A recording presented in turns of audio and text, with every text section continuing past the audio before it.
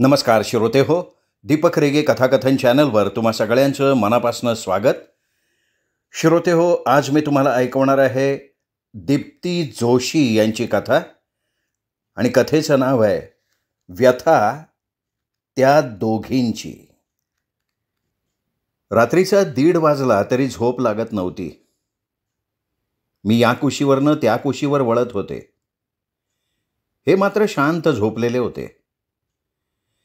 दिवसभर ऑफिसमध्ये आणि साईटवर दोन्ही ठिकाणी भरपूर कामं असल्यानं हे दमून शांत झोपलेले होते. माझ्या हालचालींनी यांना जाग यायला नको म्हणून मी हळूच उठले. कॉफी बनवली. कॉफीचा मग घेऊन हॉलमध्ये आले. हॉलमधल्या सोफ्याच्या मागच्या बाजूला काचेच्या तावदानाची खिडकी आहे. सोफ्यावर बसून कॉफी घेत घेत मी खिडकीतून दिसणाऱ्या रंगीबेरंगी फवाऱ्यांकडे बघत होते. या फवाऱ्यांकडे बघितलं ना की मन अगदी शांत होतं.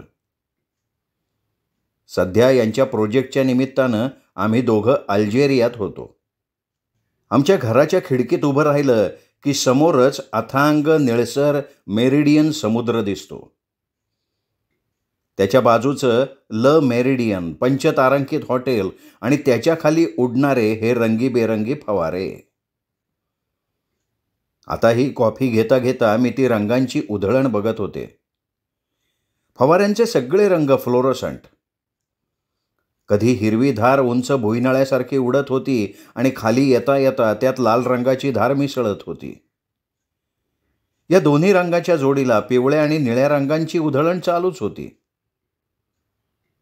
मी तो रंगांचा खेळ अगदी तल्लीन होऊन बघत होते, पण आज त्या रंगांच्या धारा मनाला शांत करत नव्हत्या. मनात विचारांची नुसती गर्दी झालेली होती. अंजलीचे शब्द सारखे आठवत होते. मी शब्द असून मुकी झाली आहे.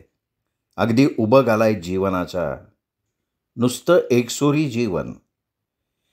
इथे इलेक्ट्रिकच्या शेगड्यांवरचा स्वयंपाक. घरातल्या कामांना बाई नसते. सगळी कामं आपणच करा. भांडी घासून तर नुसता कंटाळा आलाय. कुणीही जीवाभावाचं नाही. खूप खूप बोलायचं आहे ग तुझ्याशी. तिच्या सुरातला एकाकीपणा हळवं करत होता मला. पूर्वी मी नोकरी करत असताना माझ्याबरोबर 3 वर्ष सहकारी म्हणून काम केलेली ही अंजली. तिचे पती अनय IITमध्ये डॉक्टरेट करत होते. स्टायपेंडमध्ये भागत नव्हतं म्हणून हिला नोकरी करावी लागत होती. तशी तिला नोकरीची अजिबात आवड नव्हती.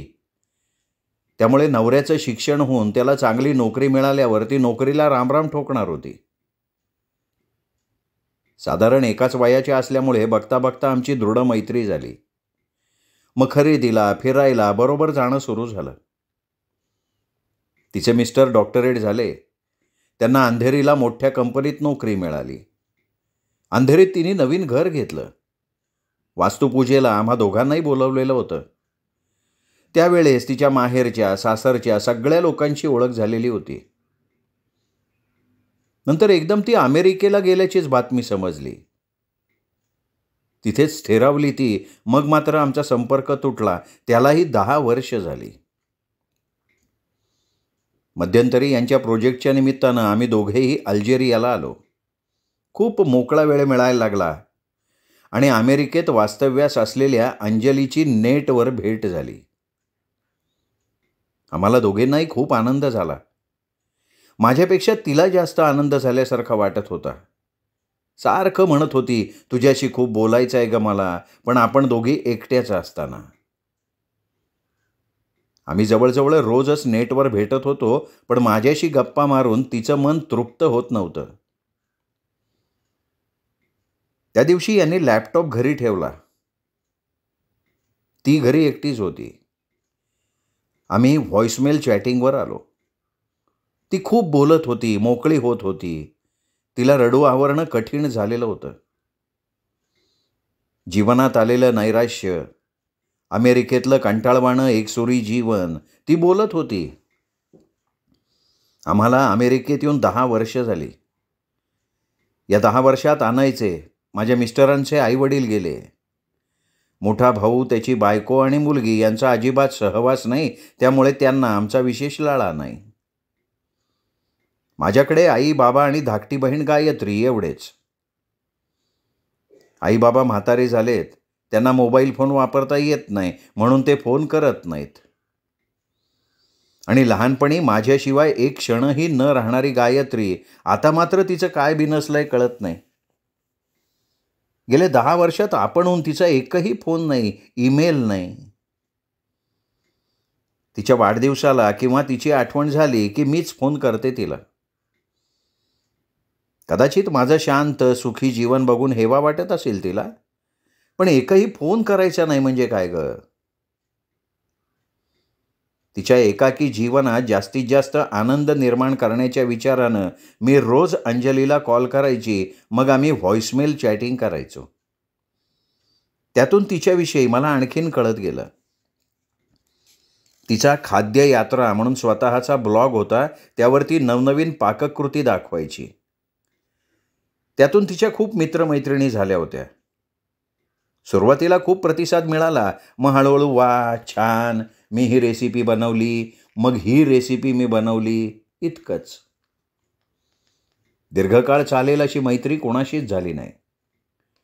वेबसाईटवर तिचे काही मित्रमैत्रिणी झाले, पण ती मैत्री ही एकमेकांची विचारपूस, विचारांची देवाणघेवाण, नेट, अंताक्षरी एवढी पुढे गेली. मग हळूहळू यालाही म्हणावा तसा प्रतिसाद येईन असा झाला. अंजली सगळ्यांच्या संपर्कात राहायचा प्रयत्न करायची. मंगळवार आणि शुक्रवार 3 ते 5 ती एका शाळेतल्या लायब्ररीत जायची, पुस्तकांची फाटलेली पानं चिकटवायला. आता अमेरिकेसारखा प्रगत देश, त्यात श्रीमंती थाटात शिक्षण घेणारी मुलं, तेव्हा पुस्तकांची अशी किती पानं फाटलेली असणार आणि ती चिकटवायला वेळ तरी कितीसा लागणार? मी तिला विचारलं, ऑनररी का? नाही ग, व्हॉलंटरी, ती उत्तरली. किती मोठी दरी होती या 2 शब्दांच्या मध्ये. ऑनररी म्हणजे तुमच्या ज्ञानाचा, तुमच्या अनुभवाचा, तुमच्या वेळेचा आदर. तुमच्या अमूल्य वेळातला थोडासा वेळ तुम्ही सेवाभाव म्हणून त्या कामासाठी देता. याउलट व्हॉलंटरी म्हणजे तुम्हाला असलेली गरज. तुमचा वेळ जात नाही, तुम्हाला हौस वाटते म्हणून काम करा, आम्हाला तुमची गरज नाही. तिने आणखीन एक विरंगुळा लावून घेतला होता. 5 ते 6 ती तिच्या घरासमोरच्या तळ्यावर जायची. तिथल्या बदकांना ब्रेड खाऊ घालायची. ती पांढरी शुभ्र डौलदार मानेची बदकं ब्रेड खाताना बघून खूप मजा वाटायची. 1 तास छान जायचा, पण तेवढंच. कधीकधी तेही रुटीन कंटाळवाणं व्हायचं. तिला देवदेव करायला आवडत नव्हतं. कदाचित अपत्य नसल्यामुळे देवावरचा विश्वास उडाल्यासारखं झालेलं होतं. थोडंसं आरामशीर उठायचं, आरामात आंघोळ करायची आणि मुख्य म्हणजे नेम नियम धाब्यावर बसवून आयुष्य जगायचं.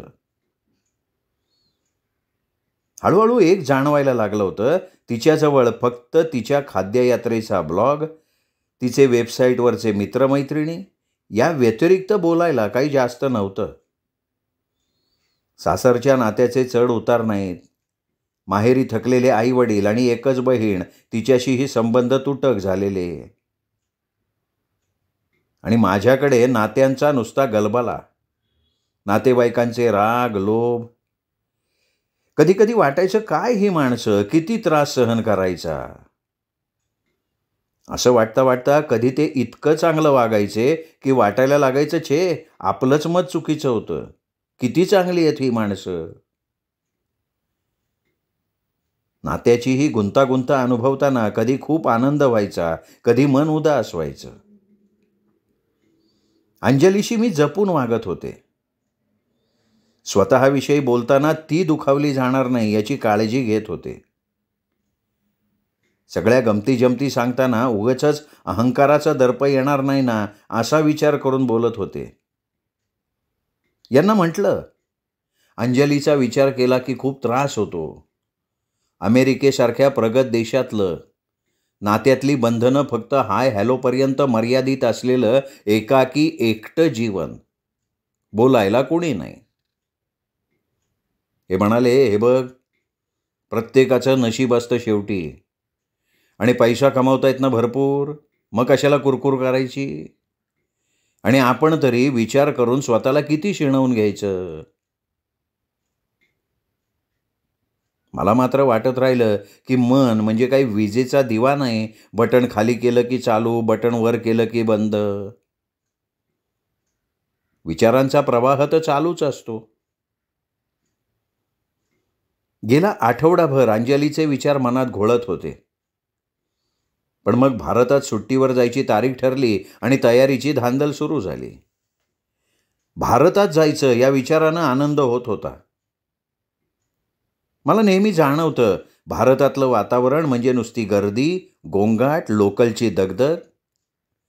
तरीही तिथे परतायचं या विचारानेच मन आनंदी होतं. मग मनातल्या मनात एक गमतीशीर तुलना सुरू होते. 2 स्त्री आहेत. एक अगदी इस्त्रीचा छान ड्रेस घातलेली, सुगंधाची फवारणी केलेली, पावडर मेकअप केलेली अमेरिकन गोरी मड्डम, आणि त्याच्याच बाजूला सकाळचे केरवारे, पारोशी कामं करून शिळी दिसणारी, ओचा पदर खोचलेली अशी दुसरी भारतीय आई. दोघींनाही उभं केलं आणि दुसरीच्या छकुल्याला सांगितलं की तुला जी आवडेल तिला जाऊन मिठी मार छानपैकी. तसं पाहिलं तर पहिल्या मॅडमचं ते स्वच्छ सुगंधी गोरेपण नक्कीच भुरळ पाडणार. पण तो छकुला, तो त्या पारोश्या स्त्रीच्याच जाऊन कुशीत दडणार. आई आहे ना त्याची. तिच्या पारोसेपणालाही सुगंध जाणवतो, तिच्या वात्सल्याचा, तिच्या ममत्वाचा. माझ्या भारताचंही तसंच आहे. असेल तो गर्दीनं पारोसा वाटणारा, गोंगाटानं जीव नकोसा करणारा, पण तरीही तो माझा आहे. त्यांनी दिलेल्या मातृत्वाची ओढ नाही विसरू शकत मी. मग मी अंजलीच्या विचारांना तात्पुरतं मनाच्या एका कप्प्यात बंद केलं. आम्ही भारतात आलो आणि कार्यक्रमांची नुसती रांगच लागली. लेकीच्या दवाखान्याचं उद्घाटन, गणपती, त्यात लेकीच्या सासरी तिच्या लग्नानंतर प्रथमच त्यांच्याकडे महालक्ष्मी बसवणार होते, त्यांचं आग्रहाचं आमंत्रण, 1 ना 2. त्याच दरम्यान भाच्याच्या मुलाचं जावळ होतं पुण्याला. सततच्या धावपळीमुळे हे म्हणाले, पुण्याला तू एकटीच जाऊन ये. मग डेक्कन क्वीनचं रिझर्वेशन केलं आणि पुण्याला निघाले. खिडकीजवळच्या सीटवर बसून मी निर्विकार मनानं मागे पळणारी झाडं बघत होते. आता 2-2.5 तास छान झोप काढायची असं ठरवलं. थोडंसं आजूबाजूला बघितलं आणि माझं तिच्याकडे लक्ष गेलं. माझ्या बाजूच्या 4 सीट सोडून ती बसली होती. गोरी, नाजूक बांध्याची. तिच्याकडे बघून तिचं पुणेरी पण जाणवत होतं. ती गायत्रीच असावी असं वाटत होतं, पण खात्री वाटत नव्हती. गाडी तशी रिकामीच होती. मी तिच्या समोरच्या सीटवर जाऊन बसले.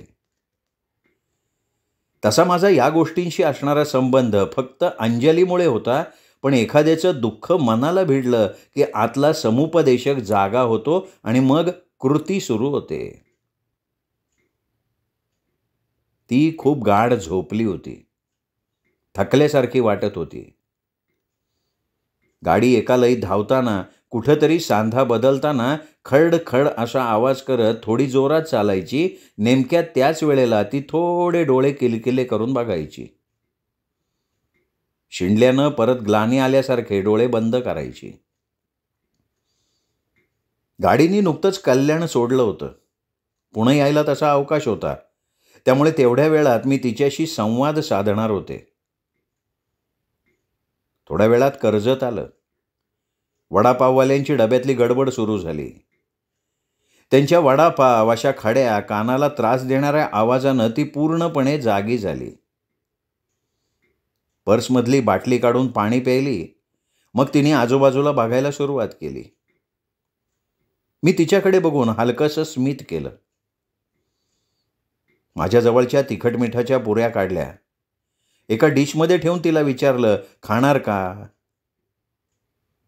तिच्या भुवया आश्चर्यानं उंचावल्या गेल्या. अजिबात ओळख नसताना असं खायला ऑफर करणं. मी तिला लगेचच म्हटलं, तू गायत्री, अंजलीची धाकटी बहीण ना तू? मी अंजलीची मैत्रीण. आम्ही दोघे एकाच ऑफिसमध्ये होतो. अंजलीच्या अंधेरीच्या घराच्या वास्तुपूजेच्या वेळी मी दिवसभर होते, त्यावेळेस तुम्ही सगळे होता ना? कपाळावर उभ्या आठ्या पाडत, भुवया जवळ करत, डोळे बंद करून तिने आठवण्याचा प्रयत्न केला आणि मग हो आता आठवलं, पण त्याला किती वर्ष झाली ना? मी तर पार विसरले. तुम्हाला बरं आठवतंय सगळं? असं म्हणत तिने माझ्या हातातल्या पुऱ्यांची डिश घेतली. एक पुरीचा तुकडा तोंडात टाकत म्हणाली, खूप छान झाल्यात हं पुऱ्या. मी विचारलं, कुठून येतेयस? ती म्हणाली, ठाण्याहून. नणंदेच्या मुलीचं डोहाळ जेवण होतं. याला वेळ नव्हता, मग एकटीच गेले. मी म्हणाले, अरे हो, मी सुद्धा भाच्याच्या मुलाच्या जावळाला निघाली आहे. यांना पण वेळ नव्हता, मग मीच जायचं ठरवलं. बघ ना, इथून तिथून सगळे नवरे सारखेच. असं म्हणत मी टाळीसाठी हात पुढे केला आणि तिने मनापासनं टाळी दिली. मला अंजलीच्या संदर्भात तिच्याशी बोलायचं होतं. अगदी नेहमी नाही, पण अधूनमधून तरी संपर्कात राहा असं समजवायचं होतं. मी तिला म्हटलं, माझ्या मिस्टरांचा अल्जेरियाला प्रोजेक्ट चालू आहे.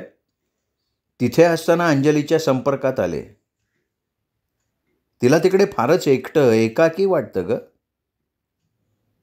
आता ती जरा सावरली, थोडीशी ताठ बसली, एक एक शब्दावर जोर देत उत्तरली, आणखीन काय काय सांगितलं अंजलीनी तुम्हाला?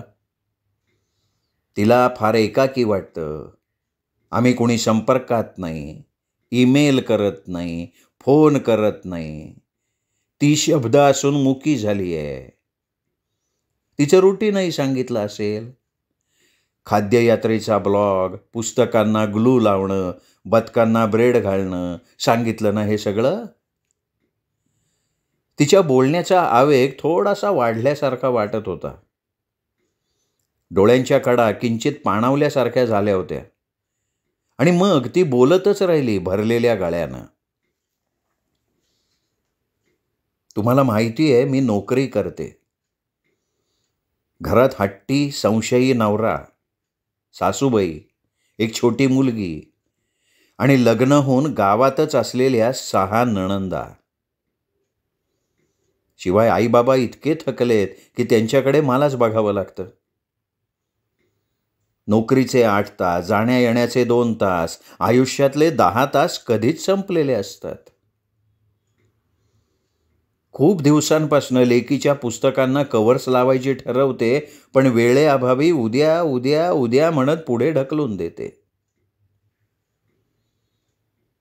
वेळ जात नाही म्हणून स्वयंसेवक होऊन लायब्ररीतल्या न फाटलेल्या पुस्तकांना ग्लू लावणारी आमची ताई आणि मानेवर जू ठेवून 8 तास काम करणारी मी. आई खूप थकली आहे. अधूनमधून सांधे दुखतात तिचे, आजारी असते. मग फोन येतो तिचा. मग धावपळ करत तिच्याकडे जायचं, स्वयंपाक करायचा, कुकरची तयारी करून ठेवायची, टेबलावर जेवणाची तयारी करून ठेवायची, तिची औषधं आणून द्यायची. मग त्या दिवशी घरी परतायला उशीर होतो. माझ्या सासूबाई सुद्धा थकल्या आहेत. 82 वर्षांचं वय आहे त्यांचं. मलाही कळतं हे सगळं, पण एखाद्या दिवशी कुकर लावू शकतात का नाही त्या? पण नाही. टिपिकल सासूबाईपणा दाखवायला नको का? मी आईकडे जाते ना, म्हणून राग आलेला असतो अहो त्यांना. पण बोलू शकत नाहीत. न बोलता जपाची माळ ओढत बसलेले असतात बाल्कनीत. पायावर पाणी घेऊन मी घाईघाईत कुकर लावते. कुकरची वाफ मुरवून वरण सारखं करून मी ताटलीत जेव्हा वरण भात कालवते ना, तेव्हा माझी छकुली गाढ झोपलेली असते. अंजली ज्या वेळेला त्या डौलदार मानेच्या बदकांना ब्रेडचे तुकडे घालून मजा घेत असते ना, त्यावेळेला माझं पिल्लू माझ्या कुशीत मलूल होऊन मान टाकून उपाशी झोपलेलं असतं. तिला जवळ घेताना माझ्या डोळ्यांच्या कडा पाणावलेल्या असतात. तिच्या गालावर चापट्या मारत, "उठ बेटा, कसा छान झालाय वरण भात, हे बघ," असं म्हणत मी बळजबरीनं घास भरवते तिला. तोपर्यंत 9:30 झालेले असतात. मग भाजी टाकायची, पोळ्या करायच्या. जेवण आटोपून मागचं सगळं आवरून मी जेव्हा बाहेर येते, तेव्हा घड्याळाचा काटा 11:30च्या पुढे जात असतो. पार पार शिणून गेलेलं असतं शरीर. कधी झोपेन असं होतं. रोजचा स्वयंपाकच जिथे कसा तरी पार पाडला जातो, तिथे नवनवीन डिश बनवणं फार लांबचं हो. आणि त्याच वेळेला आमची ताई साऱ्या जगाला छान छान रेसिपीज दाखवून त्यांच्या जिभेचे चोचले पुरवत असते. गावातल्या 6 नणंदा, त्यांचं येणं जाणं, त्यांच्या घरचे सण समारंभ आणि हे रुटीन आहे ना, वर्षानुवर्ष चालू आहे.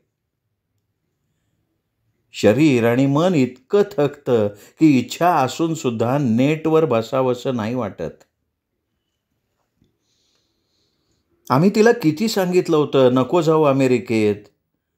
उलट आणायला तिच्या मिस्टरांनाच पुण्यात नोकरी शोधायला सांग, चांगले डॉक्टरेट झालेत.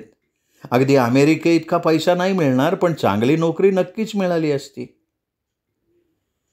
आईबाबांच्या घराजवळ घर घे, म्हणजे त्यांना काय हवं नको ते बघता येईल आणि तुला सुद्धा एकटं वाटणार नाही.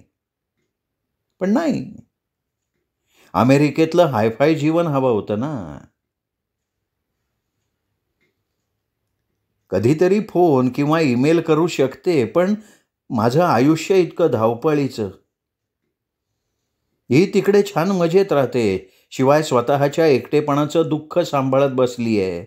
असा विचार आला ना की मग मुद्दाम नाही करत मी फोन. राग येतो मला तिचा. राग येतो तिच्या तुलनेतल्या माझ्या धावपळीचा, कष्टप्रद जीवनाचा विचार केला ना की येतो राग.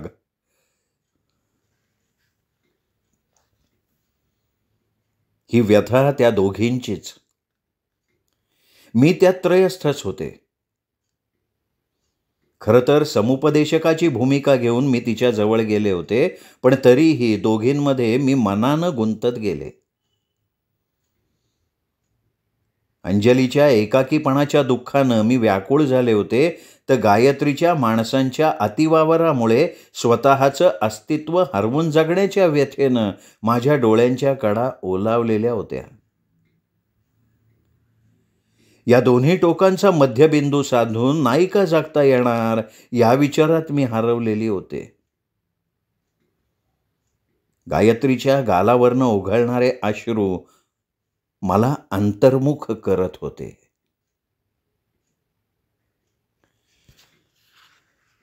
श्रोते हो, तुम्ही ऐकत होतात दीप्ती जोशी लिखित कथा व्यथा त्या दोघींची. ही कथा मी marathi.net प्रसिद्ध झालेली आहे आणि ही कथा मी घेतली आहे दीप्ती जोशी यांच्या निशब्दाचे मौन या कथासंग्रहातनं. ही कथा तुम्हाला कशी वाटली हे कमेंट करून जरूर कळवा. कथा तुम्हाला आवडली असेल, त्यामुळे कथेचा व्हिडिओ लाईक करा, हाईप करा. ही कथा आपल्या कथाप्रेमी मित्रपरिवारात, नातेवाईकात शेअर करा आणि भेटत रहा दीपक रेगे कथाकथन चॅनलवर उत्तमोत्तम कथा ऐकण्यासाठी. नमस्कार श्रोतेहो.